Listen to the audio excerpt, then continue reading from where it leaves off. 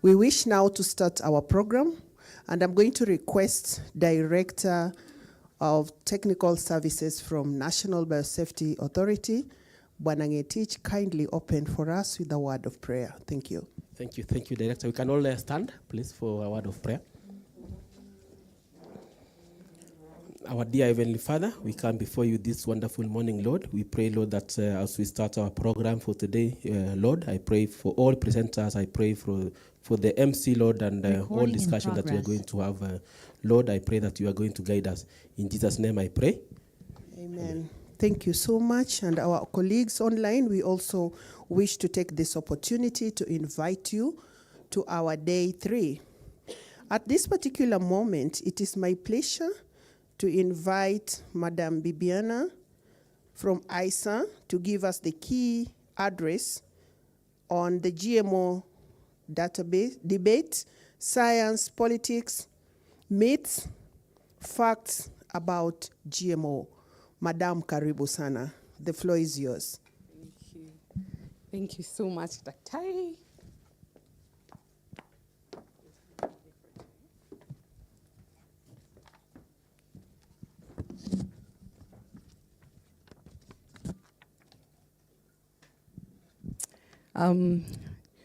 Chairman of the NBA board, members of the NBA board, NBA CEO, distinguished guests, ladies and gentlemen, habari zenyu? Hey, where are 70% of our audience gone? I mean, it's too early. Iraqi, and as you've heard, I work for ISA, which is the International Service for the Acquisition of Agri-Biotech Applications. Very long name. And I think Dr. Karembu, I like to call her my boss lady, did a really good job at introducing us, I think on Tuesday. So when I was invited to give a talk on the myths and the science and the politics of GMOs, and we've started this conference on Tuesday, I'm almost certain that most, if not all, are now convinced that modern biotechnology is an OMG type of technology. If you missed Professor Odwar's keynote on Tuesday, that point has flown right over your head, but that's okay. You can turn to your neighbor and ask them to bring you up to speed. I was asking myself, what can I possibly add to this conversation that hasn't already been said? The science, I think, has been well explained and hopefully understood since Tuesday.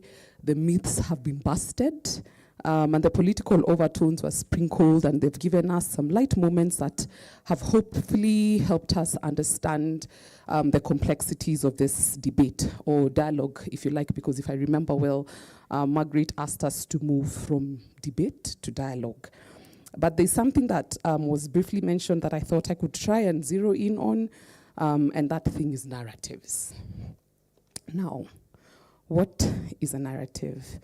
The Oxford Dictionary, as you can see, tells me that it is a spoken or written account of connected events, a story. Yani, according to the Kamusi, hadithi. So, because I'm a stickler for the rule of 3, I think if you've been in my communications training, I keep saying 3 is a magic number, and you should stick to the rule of 3. I'll look at 3 false narratives that I believe or I think have had an impact on biotech, and these are general sort of negative African narratives.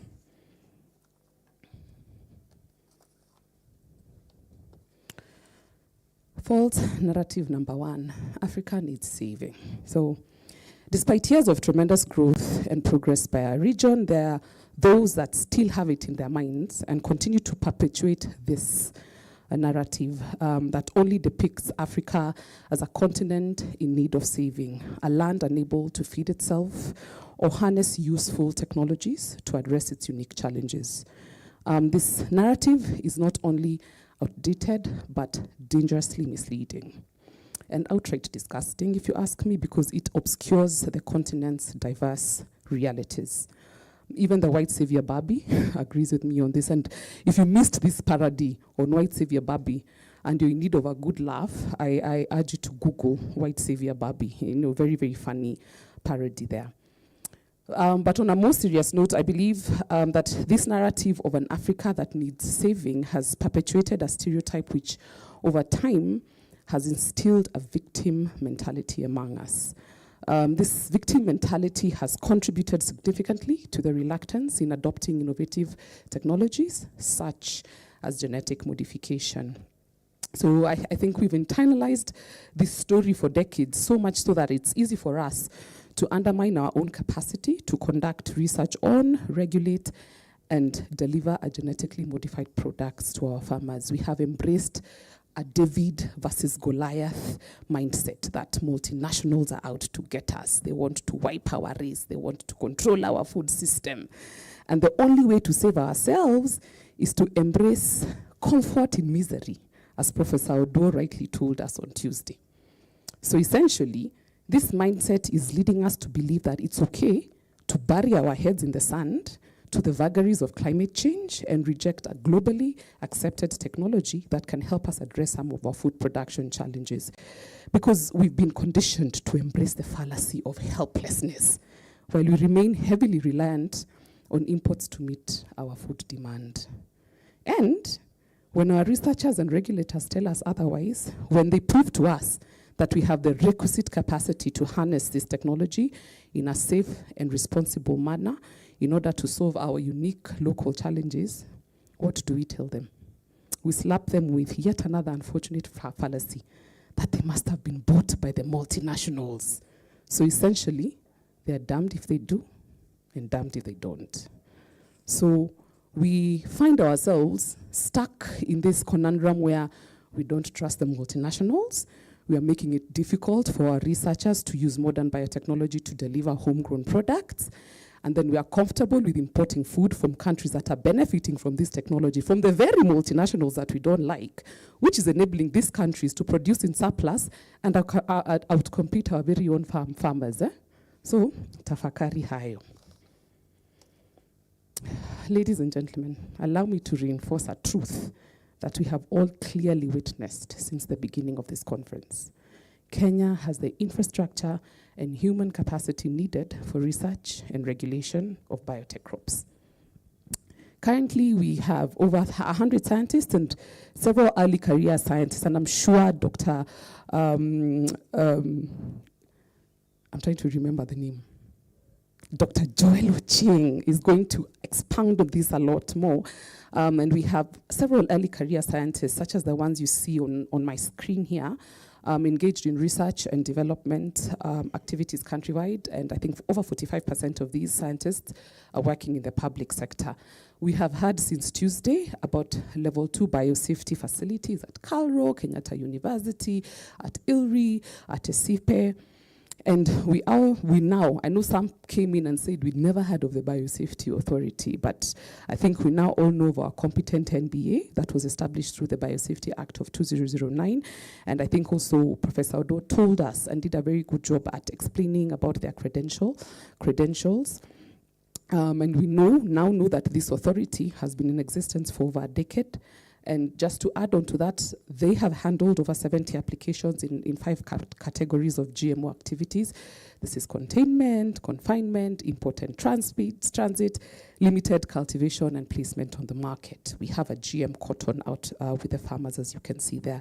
And they've even gone as far as rejecting an application on the basis of socioeconomic considerations because evidence suggested that the product would not serve our country's best interests. So, we do have the local capacity to safely harness modern biotechnology for our benefits. False narrative number 2. Africa can't make its own decisions. Now, the adults who are in the room on Tuesday can tell you how Professor Odo tickled us with a slide depicting how everyone has their own interests. Again, if you missed it, get the tea from your neighbor. But he was right. I think in the space between international politics and economic interests, some wealthy nations and trade blocs, read Europe, hi John, I don't know if you're online, sometimes impose restrictive regulations on GMOs, citing safety concerns. However, these measures can also be seen as protectionist, designed to shield their domestic agricultural industries from competition rather than genuinely addressing health and environmental risks. The saddest bit is when we, who face completely different challenges, are lured to believe that these half-truths and attempt we are lured to believe these half-truths, and then we attempt to mirror our regulations to reflect their distorted reality. So Jean-Luc in France is not facing the same pest, aflatoxin, and drought challenges that were narrated by Mr. Magondo yesterday. So attempting to adopt his farming practices as our mainstay, I think is suicidal. And that's not to say that we don't allow systems like agroecology and organic farming. I think we all agreed and heard yesterday that these two systems, or three systems, can perfectly coexist with modern biotech. However, we must be smart enough to navigate these geopolitical tug of wars and international pressures while prioritizing our own agricultural and economic needs.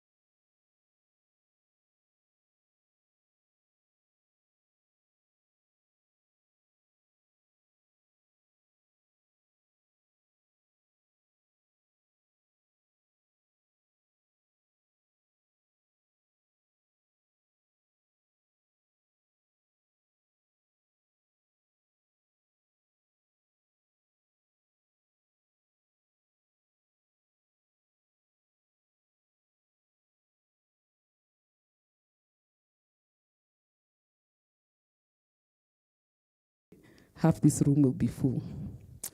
But this narrative has perpetuated a harmful stereotype that Africans are indifferent to progress and innovation, implying our people are content with outdated methods and status quo.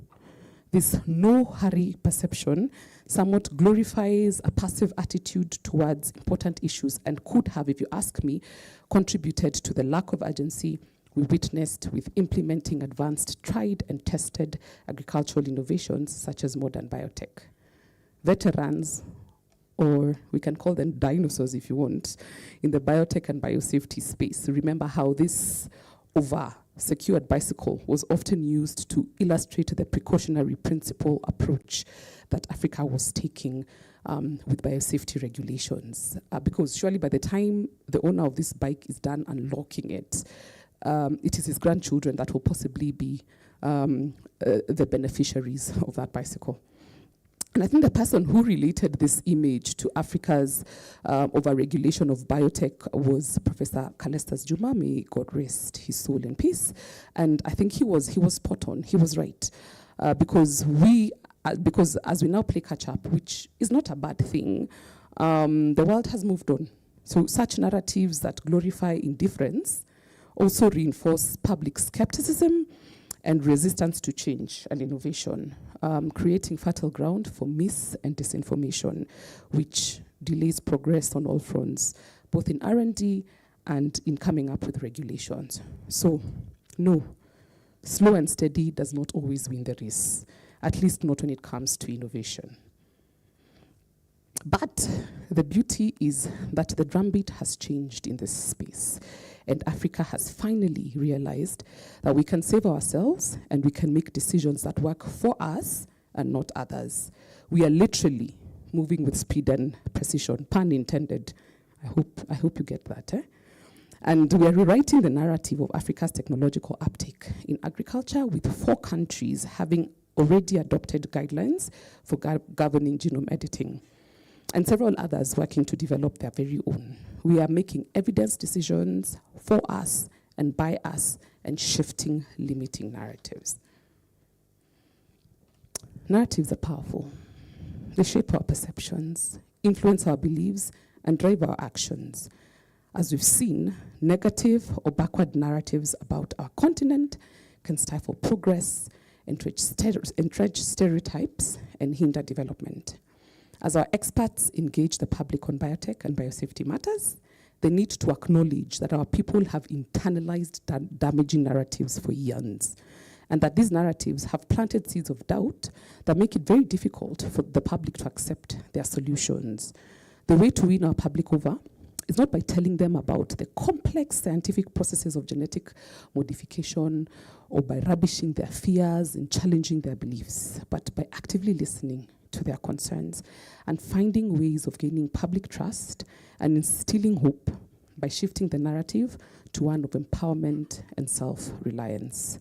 We need to focus on the mirror reflection of that word, GMO, as Professor Odor told us, and convert our narrative to an OMG type of story. And I really look forward to a day when, like this cat, most, if not all of our narratives will help build winning mindsets. Asanteni.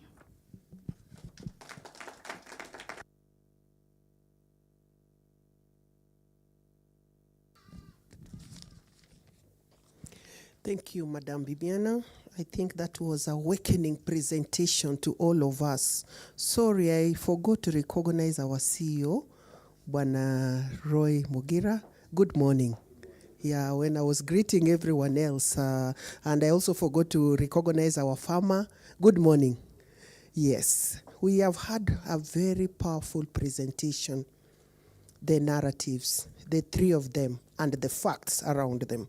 So let us keep our questions, because after the presentation from our own Bwana Mushiri, we are going to have that session where we'll have questions and answers. And at this particular moment, it is my honor to invite to the stage Bwana Mushiri. The floor is yours for the next 30 minutes. Karibu. Thank you very much, session moderator.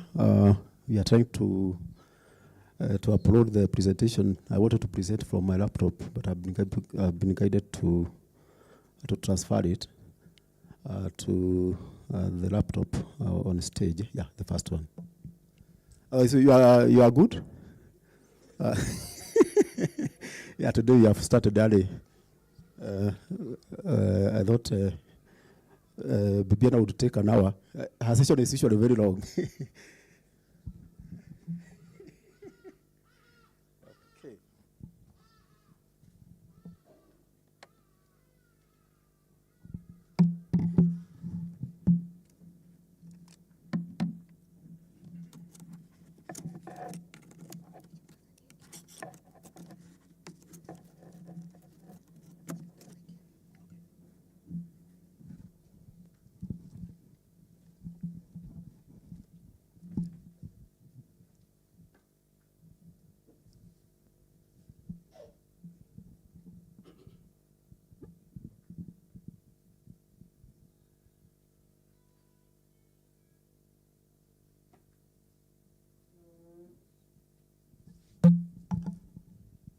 So as we wrote the presentation, maybe I can introduce myself. For those who came, who are not there on Tuesday, I'm Biosafety Mushiri. I work with the National Biosafety Authority. I currently serve as the Deputy Director, Technical Services. Karibuni sana.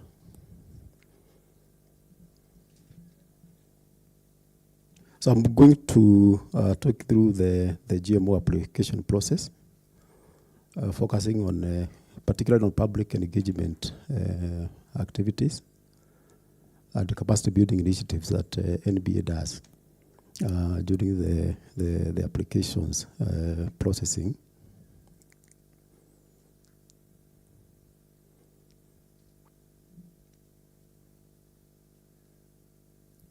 I'm building on the presentation made by Mr. Gatish. Mr. Gatish enclosed on my presentation.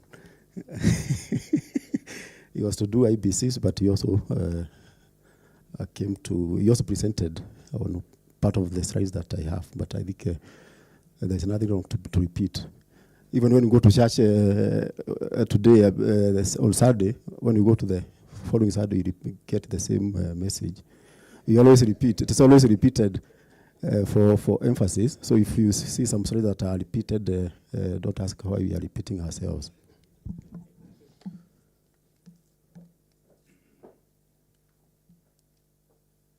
Okay. So I'm going to take you through the GMO application process, focusing on public engagement and capacity building. In terms of the outline of the presentation, I'm going to cover the governance of GMOs, which was heavily covered by Mr. Gatish. The GMO application processes for two types of applications, the public engagement, and lastly, I'll touch on capacity building initiatives. In terms of governance, we have an international treaty called the Cartagena Protocol on Biosafety, which Kenya signed in 2000 and ratified in 2003. At the national level, we have the National Biotechnology Policy that was approved by Cabinet in 2006. That was followed shortly by the enactment of the Biosafety Act in 2009, the establishment of the National Biosafety Authority in 2010, and lastly, the authority has published 4 regulations, and Mr. Gatish talked elaborately these regulations. We have 4 regulations: the Biosafety Contained Use regulations that guide research, the Biosafety Environmental Release regulation that guide commercialization, the Biosafety Import, Export, and Transit that guides import, export, and transboundary movement, and lastly, the Biosafety labeling regulations. In terms of the scope of operations of NBA, we operate with the consultation with 8 regulatory agencies. We collaborate with the Department of Public Health, who also sit in the board. We also work with the Directorate of Veterinary Services. We work with the Kenya Bureau of Standards. We work with KEFIS. We work with the Kenya Industrial Property Institute. We work with the KWS, Pest Control Products Board, and the NEMA. So when we receive applications, and before we make decisions, we have to consult these agencies so that their input are captured in the decisions that NBA makes. In terms of the GMO development process, it's a very long process. Professor Odwot said it can take around 15 years from the time a researcher comes up with an idea that we want to develop a GMO to the time it's commercialized. It can take 15 years. But generally it takes, it involves, it's a 7-step process. And it would start with a laboratory where the scientist identifies suitable genes that they want to introduce to a crop they want to improve. So that process, the process of genetic modification, is usually the first stage and happens at the laboratory level.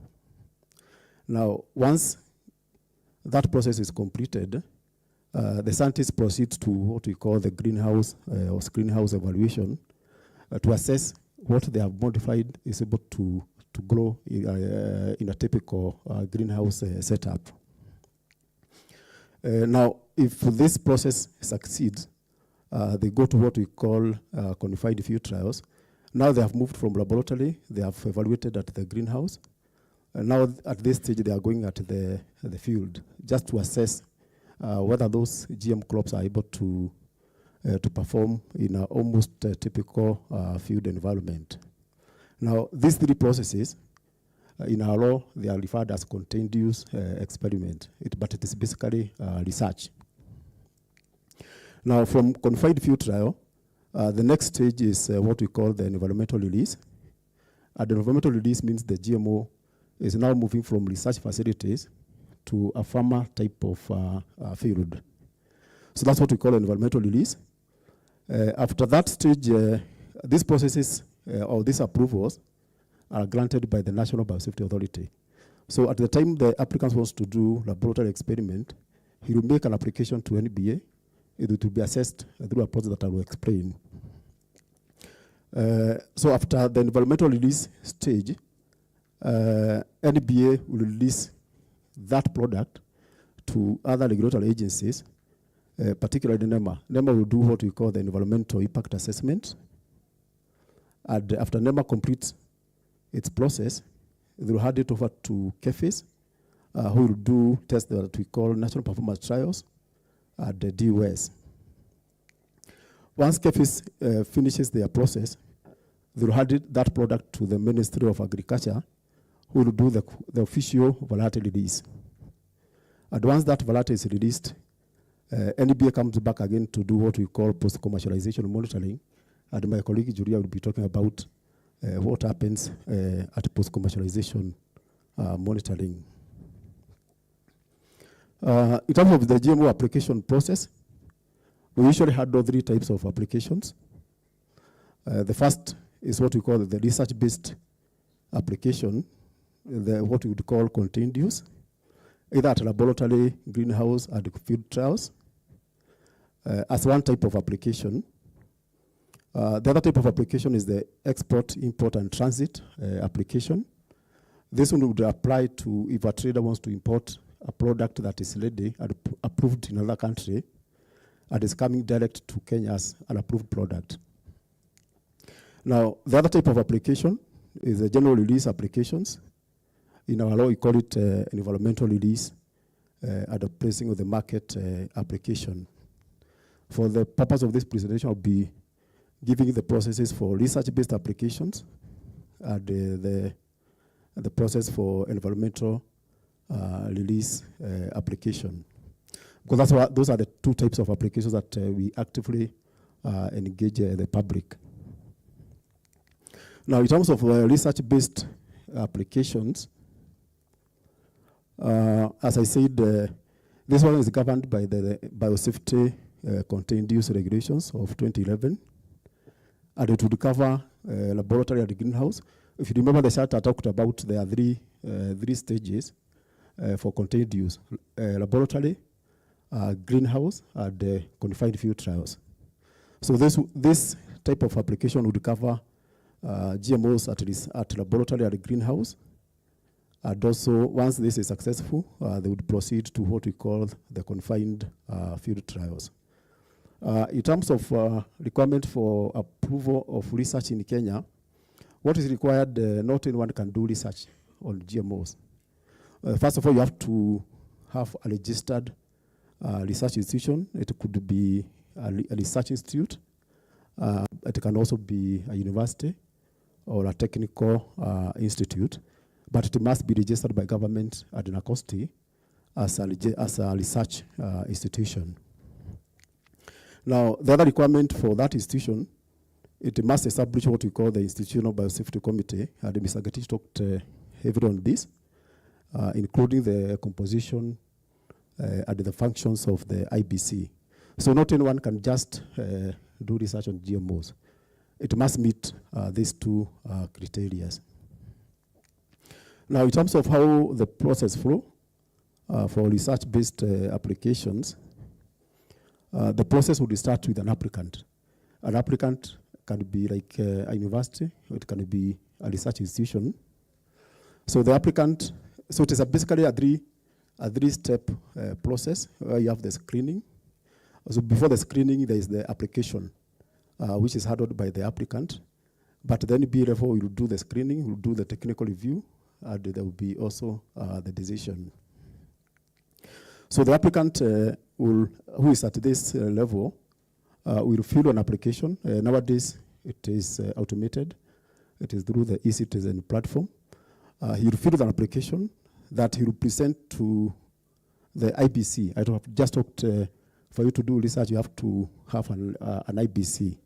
So the applicant, once he fills the form, he will take that application to the IBC for initial review and approval at the institutional level. Now, it is the IBC that will forward that application to the National Biosafety Authority, not the applicant. So our interaction between the applicant is through the Institutional Biosafety Committee. So when that application comes to NBA, we'll do what we call the initial screening or administrative screening, and we'll acknowledge. At that stage, we are not doing the detailed technical review. Once we acknowledge to the IBC, we'll engage. You remember I talked about the 8 regulatory agencies. We'll engage them at that level. So we'll send the application to them, and they will give us feedback within that days. Concurrently, we will send the application to at least 3 expert reviewers, biosafety experts who don't work either at NBA. They also don't work with the government agencies that I talked about. These are independent experts that are supposed to give for independent assessment of that application. And this process is concurrent. So by the time we send to regulatory agencies, we are also concurrently sending it to independent expert reviewers. So within that days, we will get feedback from the agencies.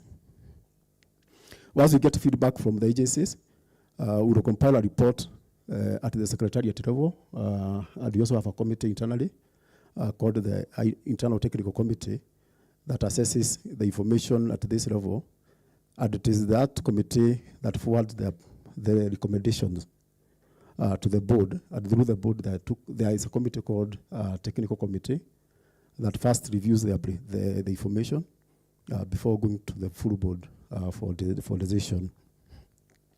So that process ordinarily would take between 80 to 150 days from the time an NBA receives an application from the IBC to the time NBA communicates back on its decision. Now, in terms of public engagement at the research stage, it is basically at two levels. First, it is at the IBC level. Now, the IBC is supposed to, as they constitute the IBCs, they are supposed to have a community representative where the research will be undertaken. So that research representative will bring if there are community issues that needs to be addressed, that will be addressed through the IBC. Now that community representative could be a village elder, and in every village nowadays there's a village elder. Even where I stayed, I saw there is someone so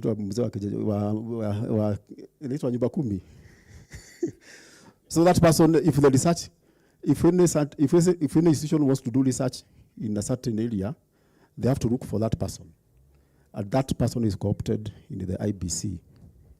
It could also be a church elder. It could also be a chief, an assistant chief, depending on the administrative structures that exist in that area. The IBC must endeavor to get at least one representative. Now, the other level of engagement is through sensitizations. By the time a project is coming to a certain area, the NBA and the developer must engage the public in the neighborhood to sensitize that it's a project that is coming in this area. It will be contained. Those materials are not leaving from those facilities, but they need to know what is happening within their neighborhood.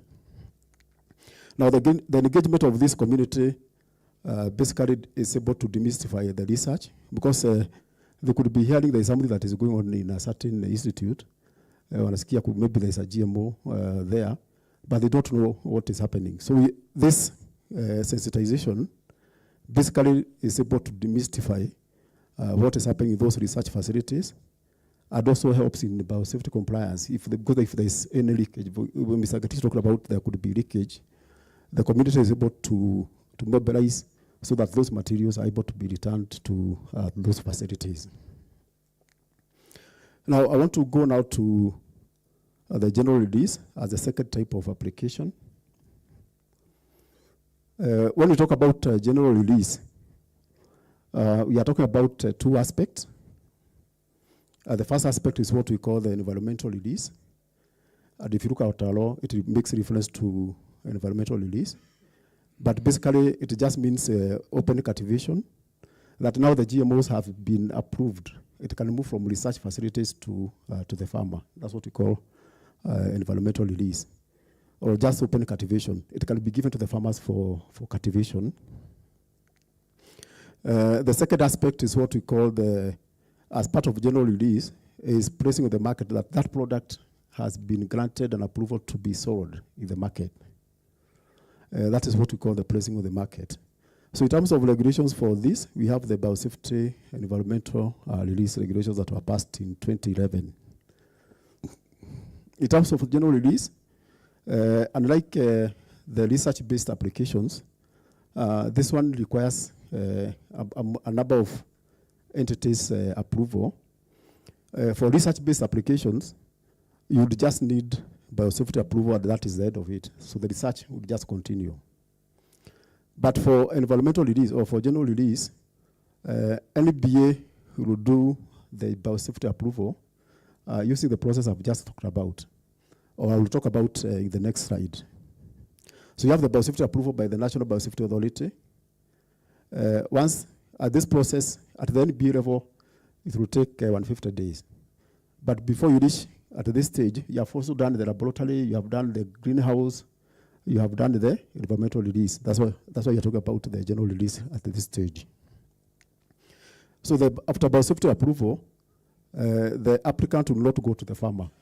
Like if NBA says it has approved, that applicant will not pick that product and go to the farmer. He will go to NEMA. NEMA will do what we call an environmental impact assessment. Even at this stage, there is also the public consultation that will happen at this level. Once NEMA issues the license for EIA, the applicant will go to CAFES, and the CAFES will do two tests. These tests are called the National Performance Trials and the DUS. These are specific tests that are conducted for all varieties, whether they are genetically modified, whether they are conventional. They must pass through this test by CAFES. At the last stage, or the last entity involved in the variety release, before a variety can come to the farmer, is the Minister of Agriculture. And within the Agriculture Ministry, there is a committee they call the National Variety Release Committee that makes a final decision on the output from all these: the biosafety approval, the EIA, the CAFES approval. Without this, the Minister of Agriculture cannot convene.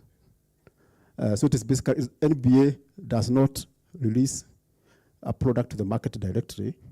It has to go through those four entities.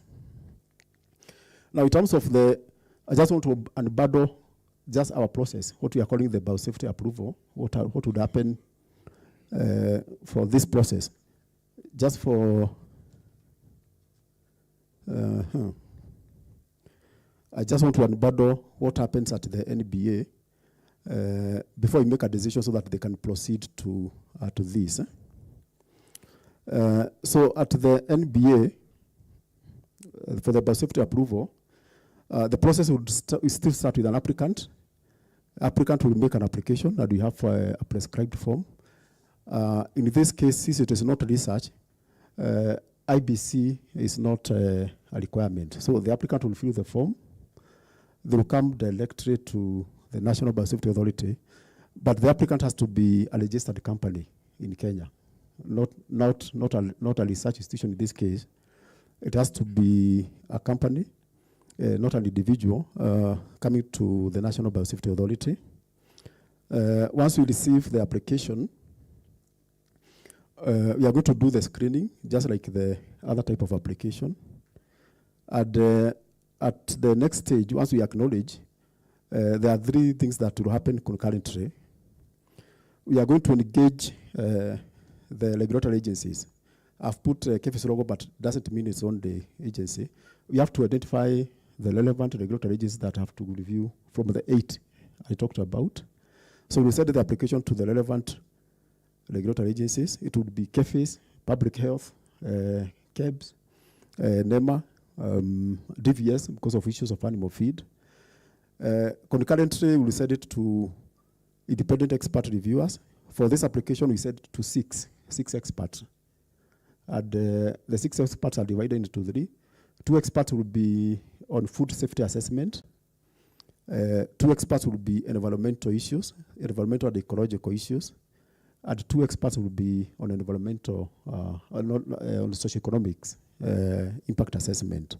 So there are 6 experts that will be reviewing data submitted by the applicant concurrently with the relevant regulatory agencies. They will also do a public notice. I will explain this later. From this public notification, the regulatory agencies and the independent experts will get feedback within 30 days. And that feedback will be analyzed by the Secretariat. If there are issues that have been raised through this process, we will go back to the applicant to, as NBA, not the expert. NBA will go back to the applicant to provide that information. It is after all the information is provided that the Secretariat will go to the technical committee of the board. Then the technical committee of the board will go to the full board for final decision. This process also takes 90 to 150 days before a decision is communicated. Now, the next slide I will be unbundling what happens at the public consultation stage.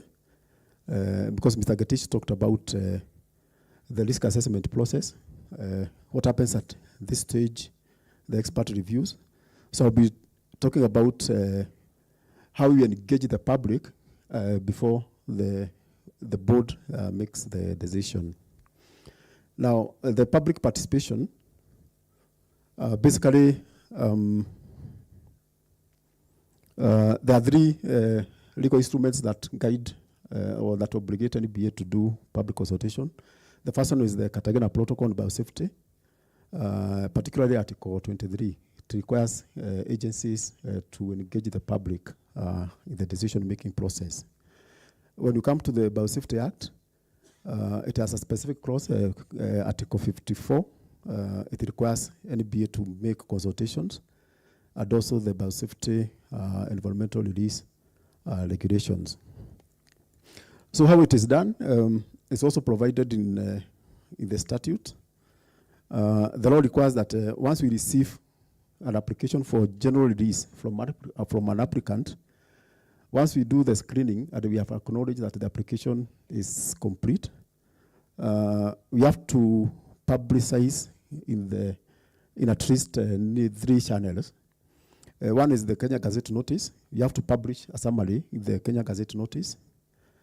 2 newspapers with the nationwide circulation, the website, and currently we also do the public. This one is not provided in our Biosafety Act, but for the application that we have processed over and above the 3, we have also engaged at least one public. We have at least held one public forum. Public forum is baraza. You call people in a forum like this one, you present the application, then you get feedback on what the people feel about that application. So that is a sample of the Kenya Gazette Notice. That's how it is published. Like if you look at this one, it is around 2015. We had to publicize this must be the BT cotton or BT maize. I can't see from far. But we have to publicize, we have to put this in the Kenya Gazette. I know many people don't know Gazette Notice exists, but it's an obligation for LBA to do that. We also do like a half page in 2 newspapers. We do it for the 4 applications that we have processed. We are publicized in the Standard and also the Nation. And this is how it looks. We usually take like a half page, and we give members of the public 30 days. When we do this, these are very summarized notice. So we refer them to our website. Will have the detailed application because we can't publicize the application in the newspaper, but it will be in the website. This is how it will look in the NB website. Once we have an active application, we will put the we usually upload in one of the areas, prominent areas that members of the public can easily open the documentation. And in terms of public forum, we call people, just like we are having this conference, we call people, we put a notice for people to come. For example, this was a public forum for BT Maize that was held in KSMS, the Kenya School of Monetary Studies. This is in Nairobi. We are getting views for the BT Maize. Now, how do members of the public participate? So once we receive an application, we do the 4 types or the 3 types of notification at the public forum. Then we request members of the public to submit a written memorandum to us. Or they can also submit a filled public comment form, which we have designed. It looks like this. So by the time we are doing the public notification, in the website we are also going to upload this form. This form, anyone wishing to give any comment will just download the form, fill it, and submit to NBA. Now, is my time over? Not yet. Okay, I'm almost.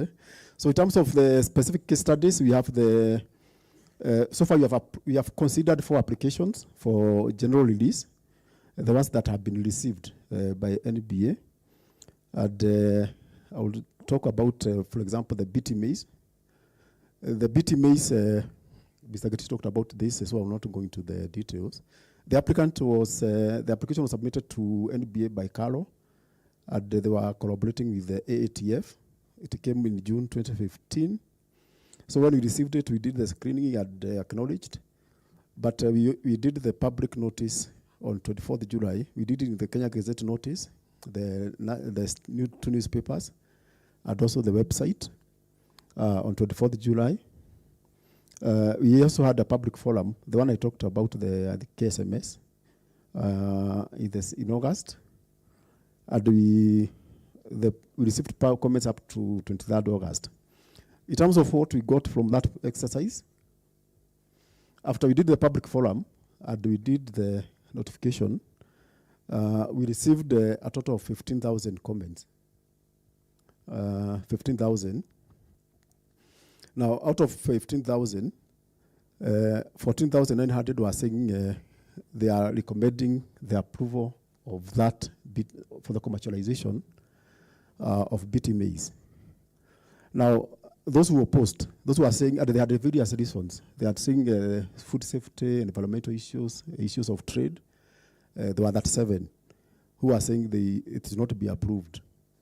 But about 82, they are saying they are relying on the authority to make its own independent decision. 21 people downloaded the form, the one I talked about. They just wrote their names and returned. We don't know why, but it is still part of our data. So in terms of percentages, you can see 99% of those who submitted, they were saying they would like the BT Maize approved for commercialization. The second crop is the BT cotton. The applicant in this case was Monsanto. It was received still in 2015. We did the public notification with the public forum. And in terms of the feedback we got, in this case we got 11,000 comments. Out of those, 11,600 were saying they are supporting the commercialization, the approval. And for 20 of them were recommending non-approval. So what we usually do in terms of our assessment, we pick the ones that are opposing. We pick the issues because they usually give reasons, and those are the issues that we return back to the applicant to address even before you go to the board. The third crop is the virus-resistant cassava. And Professor Miano talked about this. He's a PI. The applicant was Carlo. It came in 2020. In terms of, we did the public notification in the newspapers, the notice, and the website. In terms of public forum, this one we did it virtually. We did a virtual, like a Zoom, because of the issue. You remember that's the year we had the COVID. There was no physical meetings, so we organized a virtual engagement, and we had given people to submit their comments by June.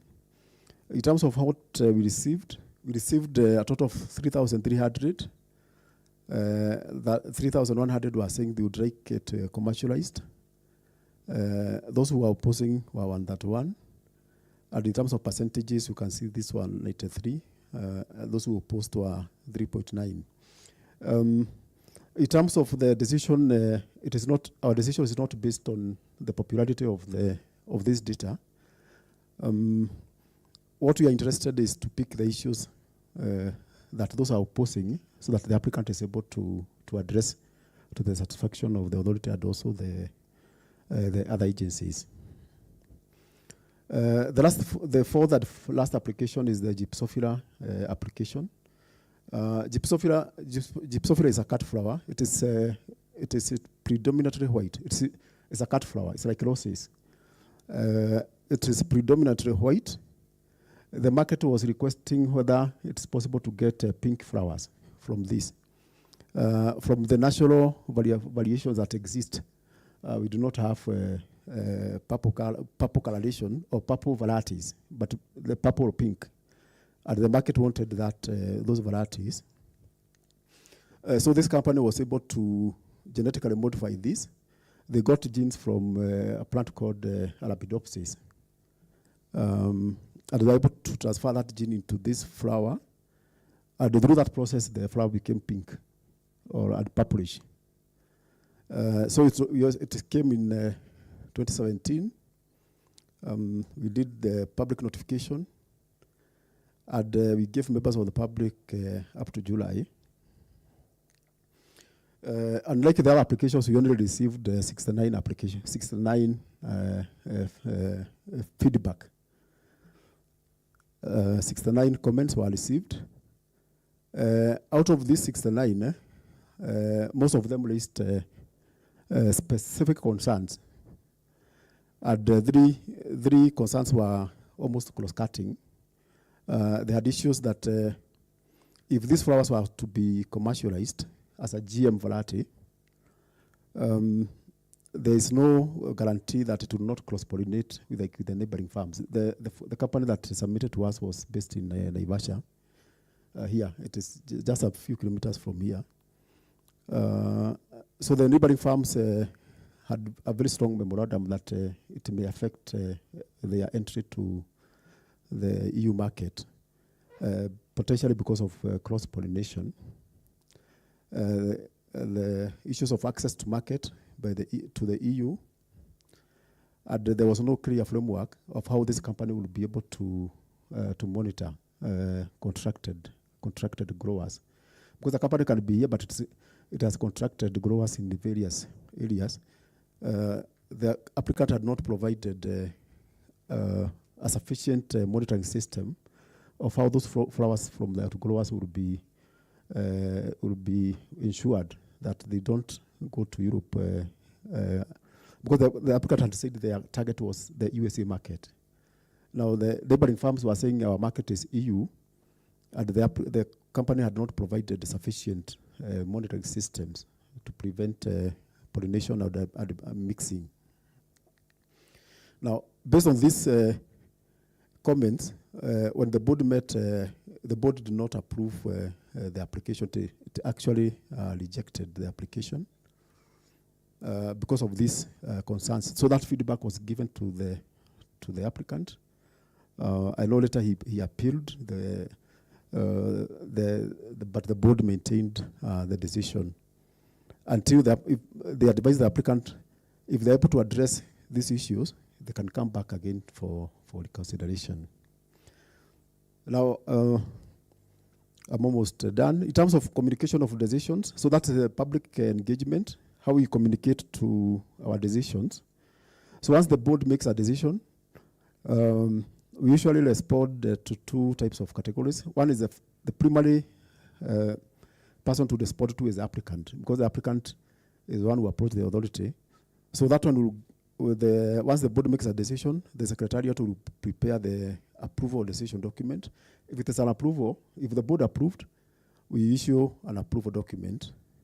If the board rejected, we will issue a document called a decision document, which is very summarized.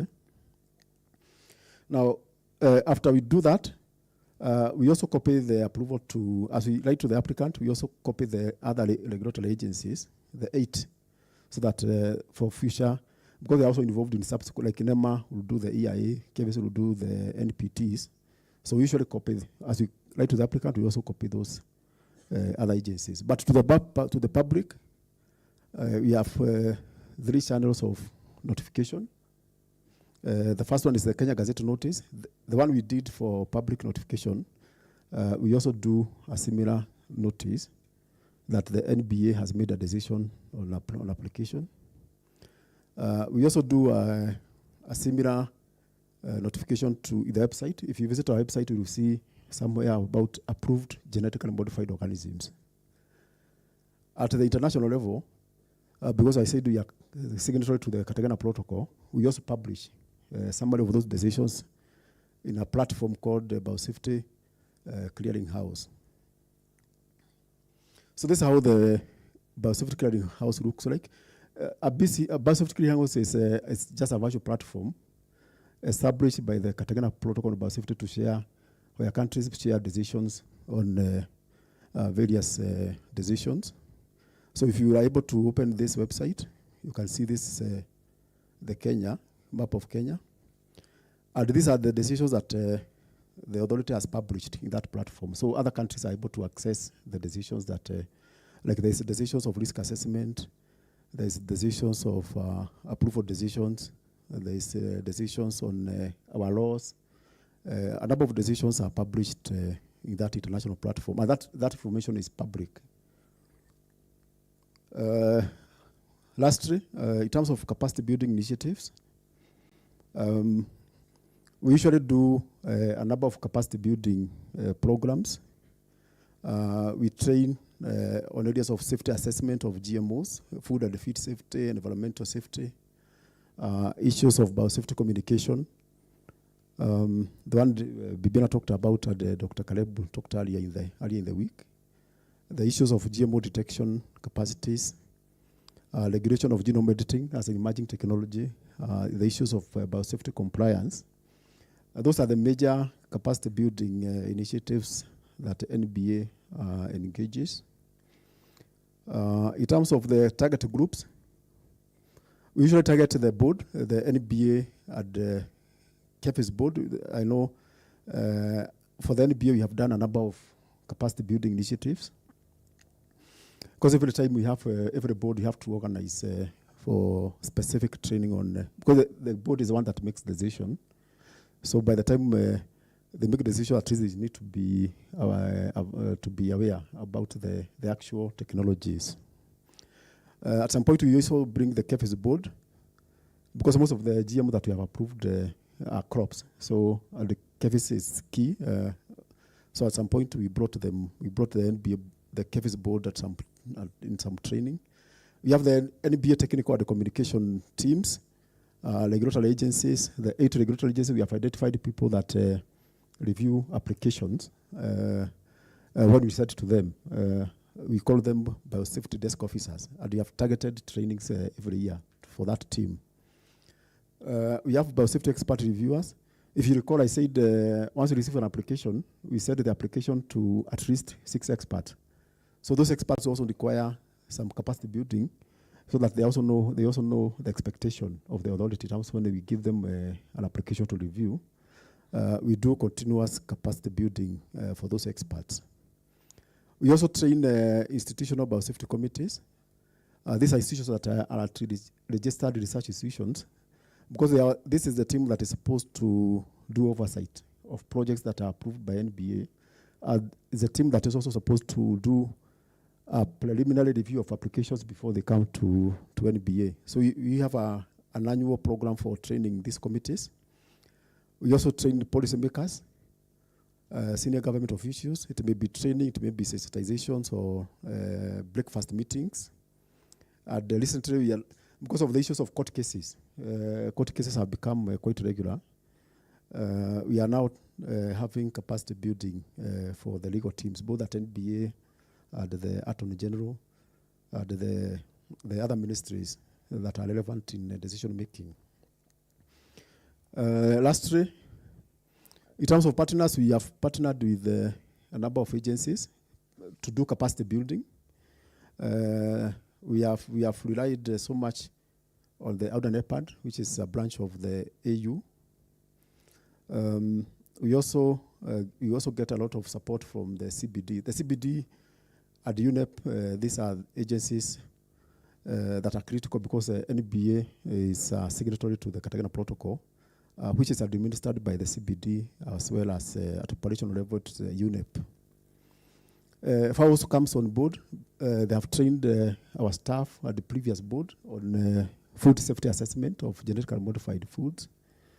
Program for biosafety systems, which is here. They have trained our board, our secretariat, and supported the development of specific guidelines that have made the authority have a functional biosafety system. I have also trained, I know they were here even on Monday. I'm told there's a group that came here on Monday from different ministries, focusing on biosafety communication. That aspect of biosafety communication is usually had heavily supported by ISA. The last one I want to talk about is the Michigan State University.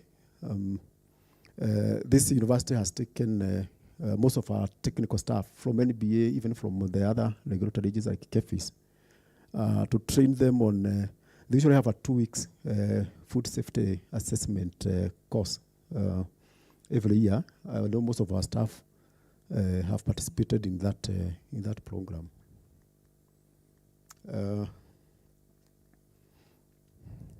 Sorry, now this is the last one. So about safety awareness initiatives, we have, now these are not training, these are sensitizations. We have a number of, like the annual biosafety conference, like this one is the 12th. The ESK shows, we usually have participated in a number of them every year. Counter engagements, the exhibitions at the field days. What I've put there is the deputy president then, it was around 2015. He Grace is the one who officially opened this conference in 2015.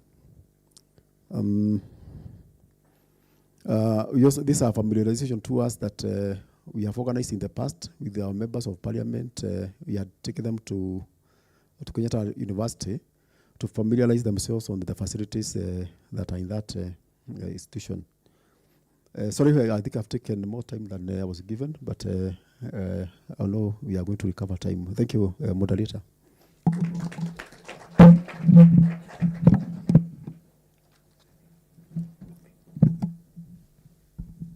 Can we appreciate him more? Thank you, Bwana Mushiri, for taking all the time, but it was necessary because that is the heart of the authority. And at this particular point, we are going to questions and answers.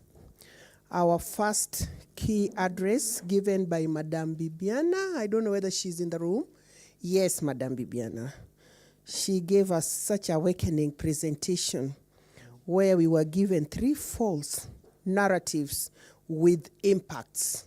And for each one of them, we were informed of the facts. I hope we have not forgotten that. Then followed by the presentation by one of our own, Bwana Mushiri, who took us through the governance of GMOs, starting right from the Cartagena Protocol, going to National Biotechnology Development Policy of 2006. I hope that that is going to be reviewed because it has really stayed and the technology is going beyond us. And then coming to the Biosafety Act 2009, then mentioning the regulations that accompany the Act, and also informing us of the 8 regulatory authorities who assist in the processing of applications. And then eventually we went to GMO's approval.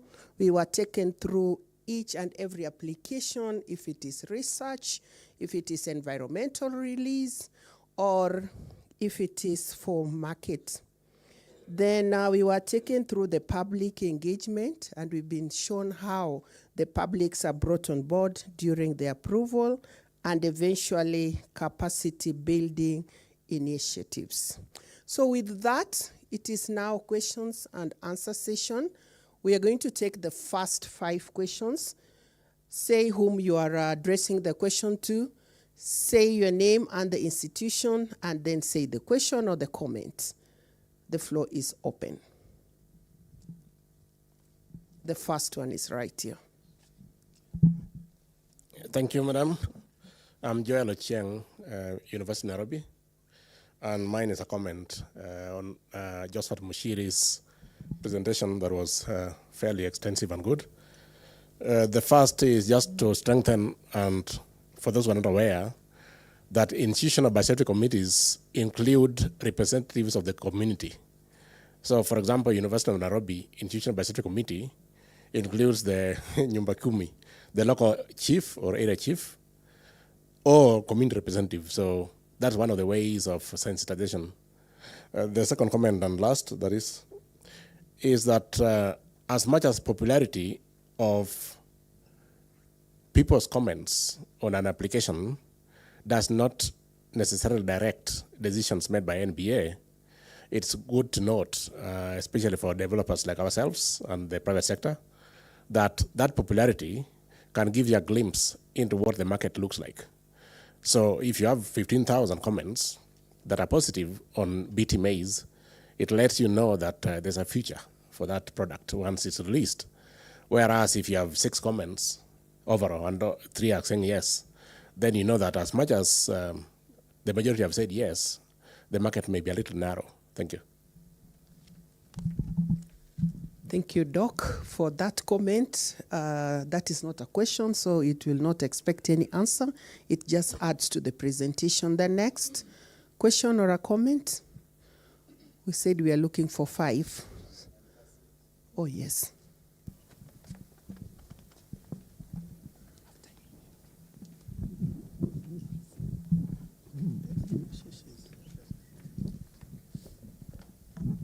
Thank you. Thank you very much, facilitator. I just stood to make a little emphasis on the presentation by Mr. Mushiri. I'm Mogera, the CEO, National Biosafety Authority.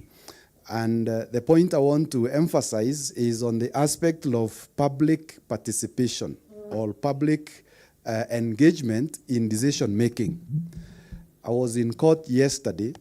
We have 4 consolidated petitions before the High Court that earned an order by the court that we should not cultivate, import, or distribute genetically modified crops in Kenya. That matter is before court. We were battling 6 petitions, and one of those petitions was with the Environment and Land Court, which was dismissed. It was filed by the Law Society of Kenya. And one of the challenge that the things that were being challenged by the petitioners was that we do not do public participation. And what I want to assure the participants here and the general public of Kenya is that we do public participation and public engagement as has been demonstrated. In fact, the judgment that was delivered by Justice Sangote of the Environment and Land Court was that we have fulfilled the requirements of public participation and engagement as enshrined in the Constitution and also in the Biosafety Act. Incidentally, the Biosafety Act was enacted in 2009, which was before the 2010 Constitution. And yet, even that early, we had envisioned the need for public participation and public engagement in decision making. as was provided for under the article that Mr. Mushiri referred to, Article 28 of the 23 of the Cartagena Protocol on Biosafety. So the question that has remained in the public domain, even on other matters that challenge public participation, is the modalities. How adequate is the public participation? Our law provides for publication in 2 newspapers with wide circulation. We even go ahead and do it in the website. And we also do the public baraza that Mushiri referred to. The last decision that we made on maize, we were not able to do a public baraza because of the issues around COVID pandemic. But nevertheless, we established a portal where members of the public were able to send SMSs through WhatsApp platforms and other type of platforms to give their concerns and comments to us. So it is just to say that there are those issues that are around court. And yesterday, what the judge wanted us to answer is whether there are any other matters that have not been dealt by the Environment and Law and Land Court. So we set a date was given that the 1st of October, when the judge will deliver his ruling on whether there are any other outstanding matters that requires the attention of the court. Thank you.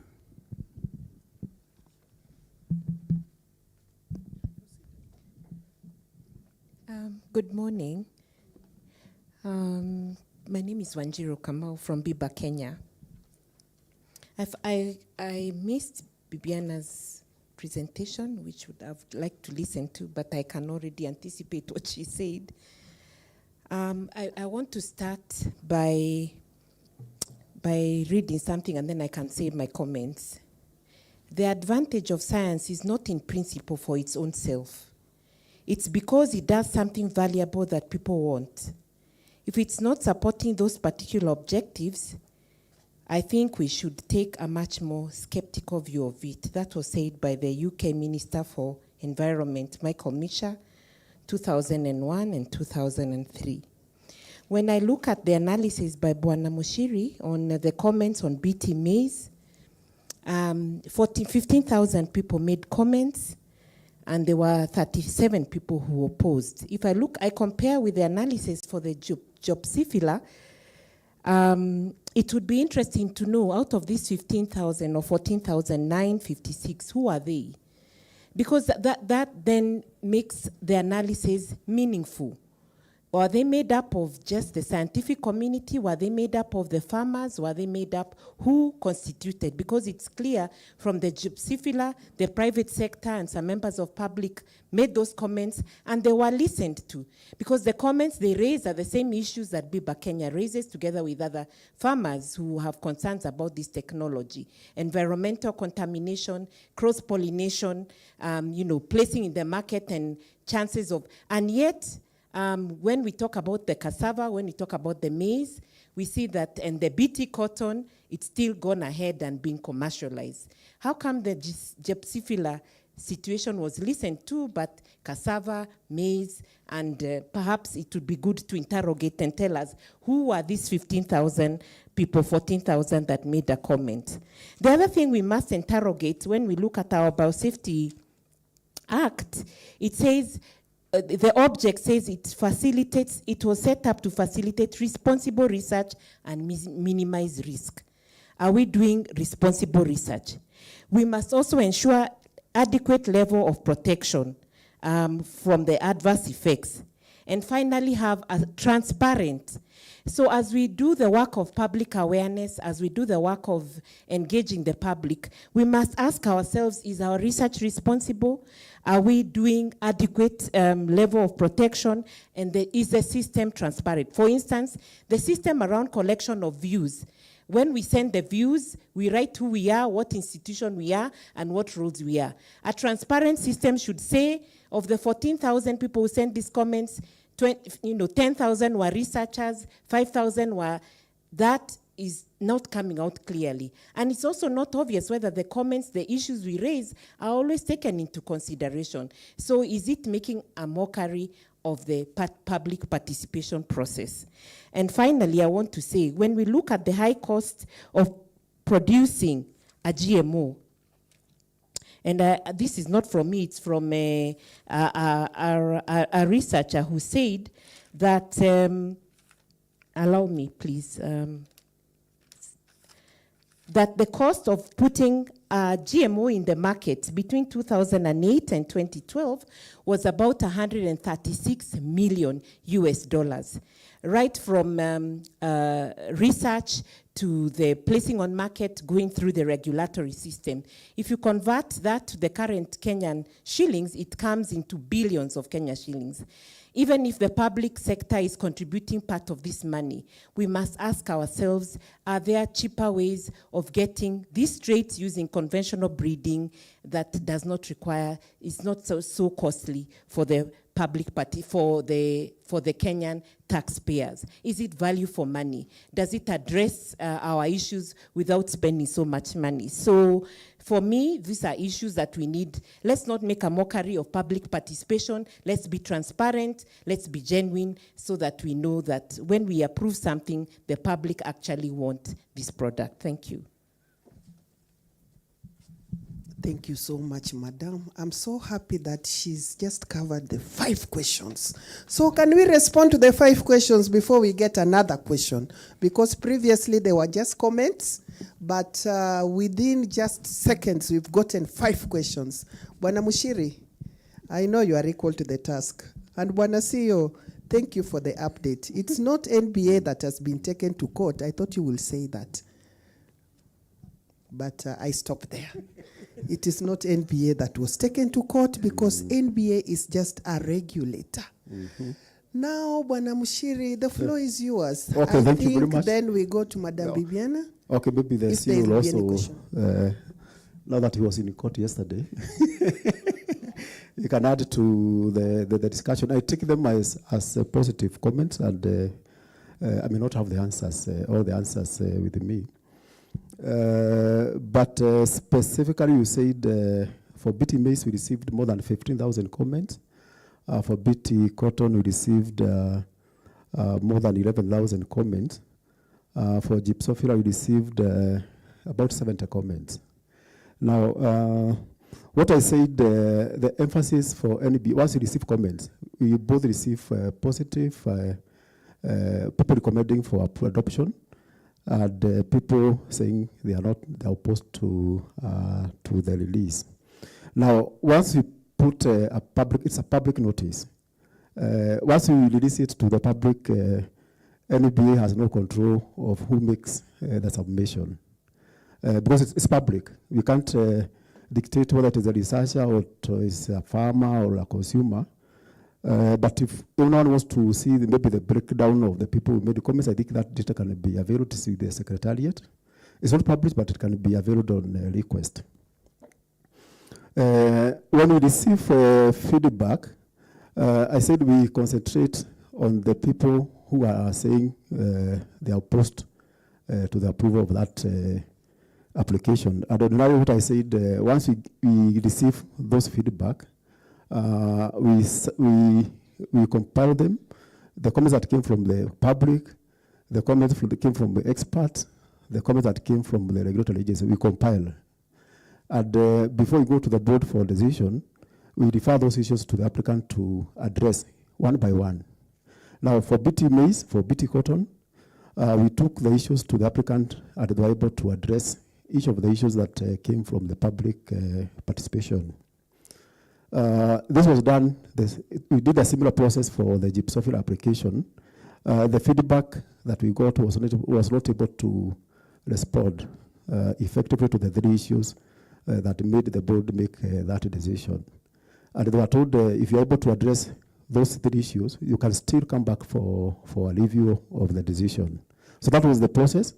It is not based on raw data. Once you receive the data, it is taken back to the applicant. They are given an opportunity to address them. If the response is adequate, it will be taken to the board and it will be told, this was an issue raised, this is what the applicant responded. It is the board now to make the final decision. Now, in the case of Gypsophila, I think the response for the 3 issues was not very adequate. Our issues are there cheaper technologies? Yes, there are other technologies. And I think the applicants who made the previous the applicants, they have said GM technology complements the technologies that are already under deployment. Now, if you are doing like insect resistance, or you want to target a certain pest, you can address it through chemicals. You can address it through other technologies. So this technology is coming to as an alternative or as an additional tool that is available, that could be available to farmers. For us as NBA, for those who choose to use that technology, NBA exists to ensure that that technology, before it is deployed, has the guaranteed safety to human and the environment. We cannot stop them because they are just saying an additional tool. Can you assess it whether it is safe or not? If it is not safe, we stop it there. If it is safe, we release it there. It will compete with those other technologies that are out there. And the farmers will be able to choose, I want this one, and maybe I don't want this one. Maybe the CEO, you can add? Thank you very much, Mushiri, and I will pick 2 directly. Mushiri has dealt with the issue of Gypsophila. I think this also came out of a strong presentation on socioeconomics. Details can be made available, and the issue was, if we do GM Gypsophila, Europe is our main market for flowers. Will that affect our market of flowers in Europe, which is known to be averse to GM technology? And I think the argument was given, it was found to be strong, and that is why Gypsophila was dropped, or rather was not approved because of that. Again, we do not depend on our own expertise. We have depended on socioeconomic expertise, and what they tell us, that is what we take. Of course, one can have an issue asking whether GM Gypsophila will have an effect on roses that we take to Netherlands. And the answer is no, because they can't cross between each other. But there is that perception that since you're doing a GM flower, then your flowers may be rejected by the European market. And we took that. We may not believe in it, but we said, fine, that is the opinion of the experts in the area of socioeconomics. And actually, the applicant made an appeal, and the appeal was also didn't go through. Now, there is a term that unfortunately Wanjiro uses and Biba quite a lot on environmental contamination. I want to present to participants that really this is an overreaching kind of statement, because I do not see how the cultivation of BT cotton, for example, is an environmental contaminant. And that probably we may need to interrogate further. And again, we are open for further discussion. Are we doing responsible research? Research that cuts across, not only GM research. Within the architecture of government, we have a directorate responsible for research in science, technology, and innovation, domiciled in the State Department for University Education and Research. In fact, our facilitator for this session is the current director of that directorate, Dr. Usrida Owol. And that directorate, she can speak about more on that. I had the opportunity of serving in that directorate. It is responsible for setting standards, policy, norms, and everything else around research, science, technology, and innovation. In the wisdom of the policy direction of that directorate, we established the National Commission for Science, Technology, and Innovation, NACOSTI. Again, I had the privilege of serving in NACOSTI for a number of years. One of the roles of NACOSTI, and the main one, is the custodian of quality and standards in the conduct of science, technology, and innovation. And they have all departments responsible for bioethics, and they look at research across board, physical research, electricity, roads, architecture, every research in the space. And through the regulatory system, you cannot conduct research in this country unless you get a permit from NACOSTI. And researchers that are here can bear with it. So the question on whether we are conducting responsible research, and I want to echo the words of Justice Angote in his judgment. He said, let us have confidence in our institutions that have been established to ensure that we do things the right way. So coming back to us, that we have a whole architecture in government that is responsible for assuring standards and quality in the conduct of research, science, technology, and innovation. Are we doing a mockery of public participation? As I indicated earlier, the Biosafety Act, even before the 2010 Constitution, anticipated the need for public participation, and we made provision for that in the law and in the regulations. We publish in the Gazette, as Mr. Mushiri showed.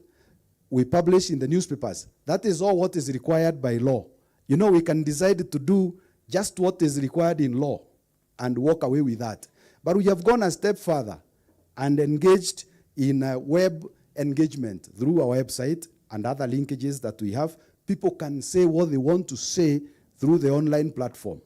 We have gone a step further to constitute Baraza, the forum that Mushiri spoke about, which is over and above the requirements of law. Further, we have allowed responses by text messages. Any average Kenyan has access to a phone that can send text, and we receive those text messages, we analyze them. A lot of responses, and Mushiri, if that becomes necessary, we can open the server and show the responses. Somebody just says, I don't want it. And somebody just types, no. You know that, okay, it is respected as a public opinion and a public choice. But how far can you go in interrogating the value of that kind of response? So, Mushiri, prepare to open the servers if and when that becomes necessary. Asante. Thank you, Bwana CEO. You know, when the CEO grows up, he wants to be a politician, so he's trying it out. But you'll be a very good politician, I can tell you. We are, in the interest of time, we are going just to take 2 questions, and then we break for tea. Okay, good morning, everyone. My name is Daniel Bwanzo. I work with the State Department for Trade. Mine is just a comment, and I think Bwana CEO has already come closer to where I was going to. So the longer I stay in this forum, I think the more I become convinced.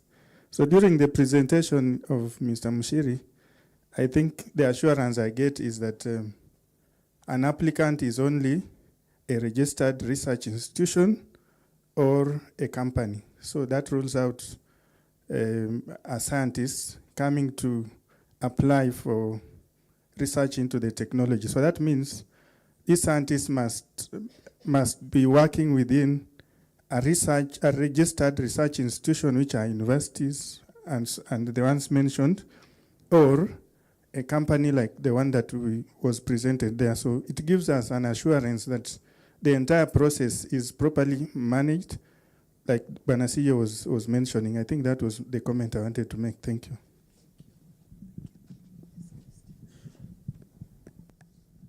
Yes, good morning. My name is Christine Karaoke. I work in the Ministry of Education State Department for Higher Education and Research. And I have a question to Mr. Mushiri. You mentioned in your slide that NBA is doing capacity building using different approaches. And I also noticed, if I go back to the Gypsophila application, one of the concerns of the public was about cross-pollination. And this is very much related to environmental contamination, because the science tells us that plants exchange pollen when they're in the field. Some of them are self-pollinating and others are cross-pollinating. And this issue has been there from the beginning of GMOs.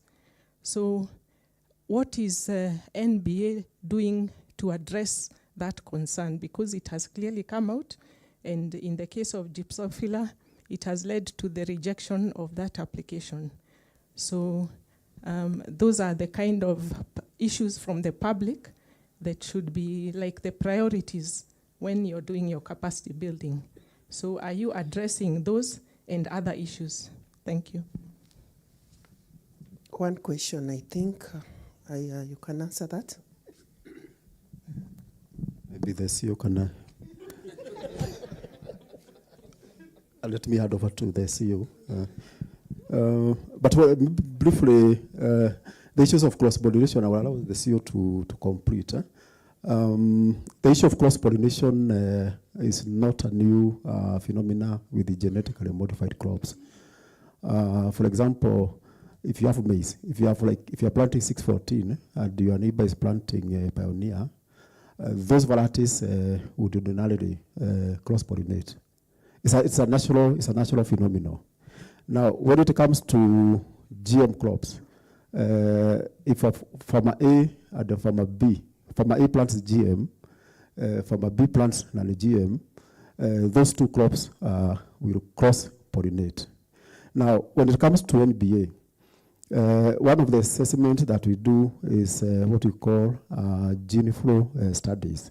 We see from that pollination, the pollen that has come to the conventional varieties, does it have any negative impact in terms of the environment or in terms of human health? And the applicant has to demonstrate that there is no impact. Yes, pollen has moved. Just the way the other varieties, pollen is moving, you can't stop this. Now, the one who has planted the GM also recognize they also have their rights. Because it's our land system is you have your farm, I have my farm. If the one who has planted the conventional varieties, for example, may say, I don't want pollen from my neighbor. But that farmer also, they also have rights. They also don't want pollen from your conventional varieties. So what we can assure as NBA is that as much pollination has happened, there is no negative impact from that cross-pollination. That one we can assure and we can defend it. But whether pollen will move or not, it will move for cross-pollinated varieties. But I'll allow the CEO to complete. Now the politician, once again. Thank you, Christine, for that. In fact, I will pick that basically as more or less like a wake-up call for us on the aspect of capacity building. I think there is quite a lot needed in that space so that we can also understand how plants interact with one another in the open environment.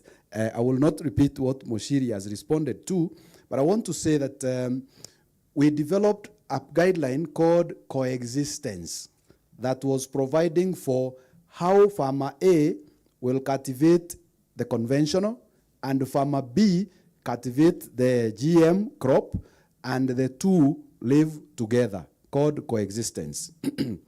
After some time, we developed another guideline called LLP. LLP is low-level presence, a guideline that allows a certain level of GM commodity in a consignment that is considered non-GM. This is largely to address trade. You know, when maize, for example, is moving across the seas and in transit, there is potential that GM grain may find it. So we developed levels, and I think details of that are available. What level for grains, what level for seed, what level for the basic seed, and we are largely assisted by KEFIS who are represented here. So we have that guideline because it is natural, as Moshiri has put it, that cross-pollination will take place.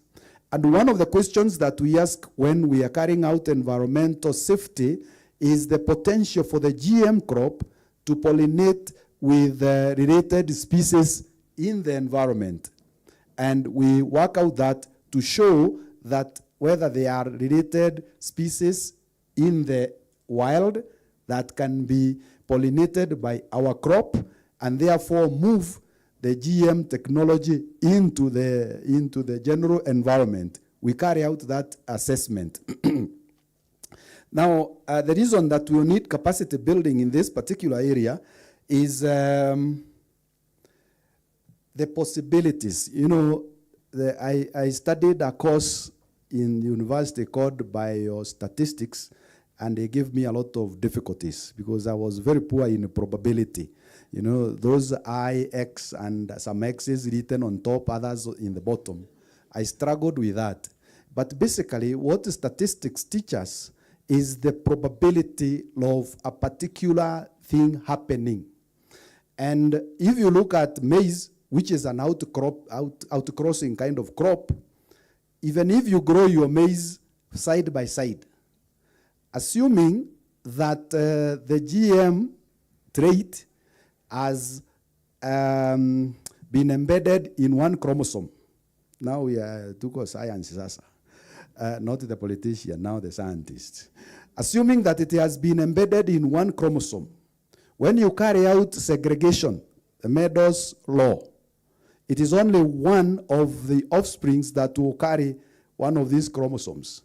And therefore, if you look at the formation of pollen, which has the potential of moving, what is the probability that the total amount of pollen that is produced by plant A will carry the trait? It is half, right? And they produce millions of pollen grains.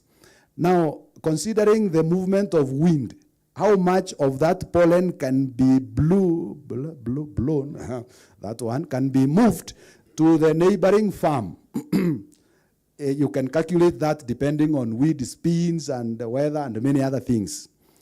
Out of those that arrive in the neighboring farm, what is the probability that the one that is carrying the trait will be the one that will land on a mature stigma of a mature plant on that other side, and therefore transfer the trait into that?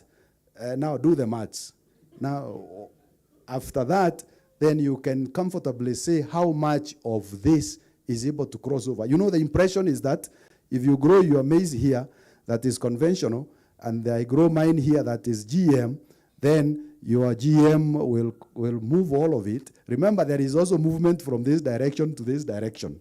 And therefore, when you work out that, and it is on the basis of that we developed the LLP, recognizing the very remote possibility that you will find the trait of GM technology in the non-GM consignment. Thank you. Again, capacity building, and thank you again, Christine, for highlighting that for us as a need. Asante. Thank you, Bwana CEO, for turning into a teacher now. We will get the last question, but please hit on the point so that we can save on our time. We've already eaten into our break time. Okay, I'll try to be fast. Good mornings. Good morning. My name is Matthew Kamau, Ministry of Trade. Now, what you allow me, just a very short comment ending in a question. The key thing I've learned in this conference is that, and it's something maybe we should really think about, is that process of GM is extremely rigorous. Rigorous? Rigorous. Rigorous. The process is extremely rigorous. Starting from application, screening, your process is almost too rigorous. I think that's part of the education that should really be emphasized so that we don't have this perception about shortcuts and all that. It's rigorous in a very good way. Now, my end question is, Bwana Mushiri, you don't have to answer this now. At the end part, you told us about when the board sits, it's the 90 to 150 days, the time for the decision. What about the whole thing, starting from application up to when the decision is done? Maybe during the break, or if you can quickly tell us that, because I imagine it will be a bit of a long time. Thank you.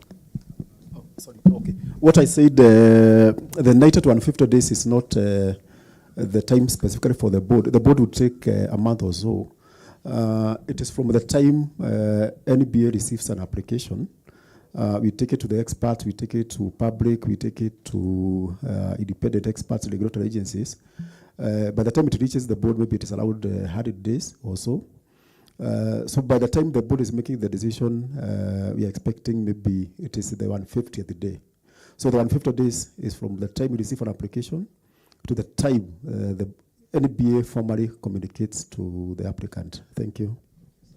Thank you. Can we clap for ourselves? We have now earned tea break. We'll have that tea for 30 minutes. Let us be back at 11:45. Bon appetit.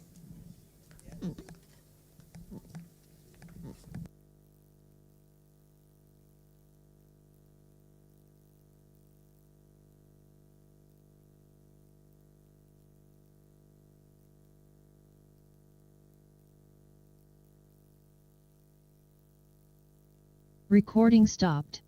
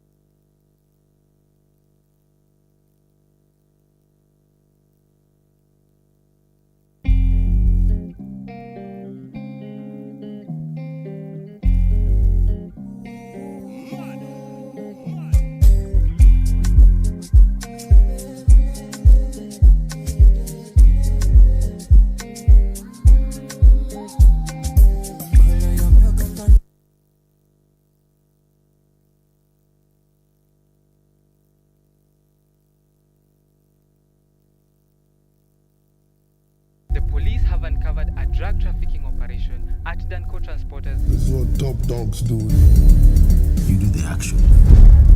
I don't know if we can be trusted.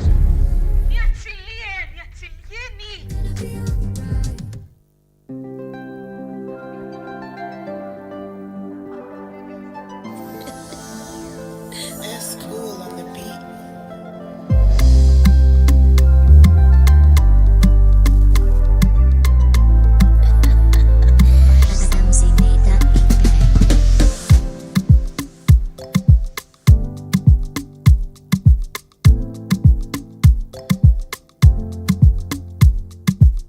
Purchase your tracks today.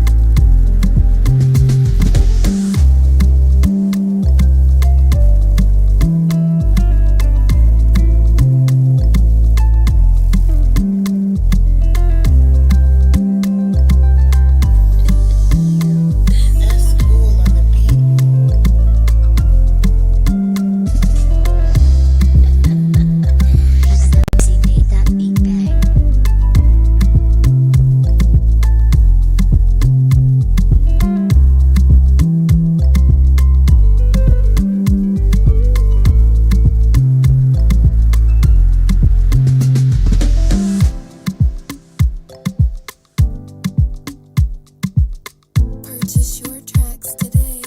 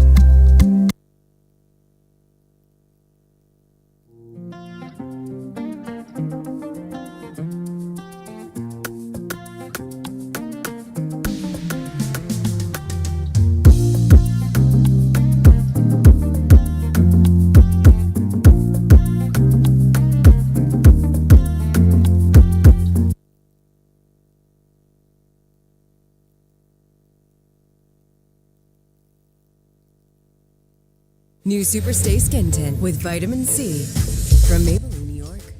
Turn up your skin.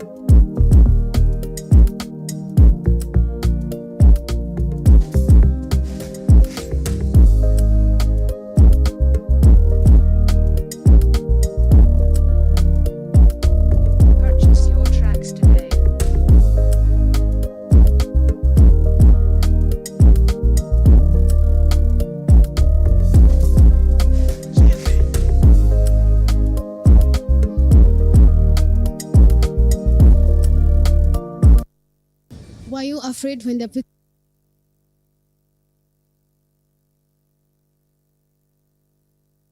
pictures were